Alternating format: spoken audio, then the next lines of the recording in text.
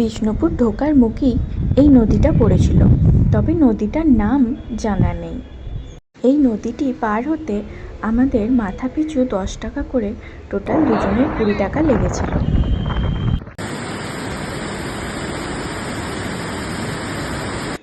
এই জায়গাটির নাম ছিল লাল বাঁধ।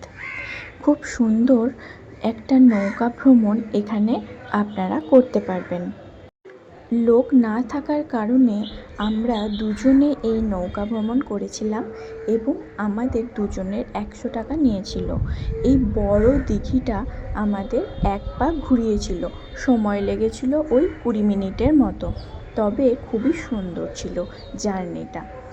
তারপর আমরা টুকটাক খাওয়া দাওয়া করে নিয়ে একটু সাইট সিনে গিয়েছিলাম, যেমন জোড়বাংলা মন্দির, শ্যামরাই মন্দির, রাসমঞ্চ প্রভৃতি জায়গায় গিয়েছিলাম এবং সেখানের এই দোকানের জিনিসগুলো দেখছিলাম। টুকটাক পছন্দের কিছু জিনিস এখান থেকে আপনারা কেনাকাটা করতেই পারেন। দাম খুব একটা বেশি ছিল না, তবে জিনিসগুলো খুবই সুন্দর এবং এই সৌন্দর্যের তুলনায় দাম অত্যন্ত কমই রেখেছিল ওরা। আমরা ওখান থেকে কিছু কিছু জিনিস কিনে এনেছিলাম, যেমন মাটির শাঁখ, মাটির কাপ ইত্যাদি।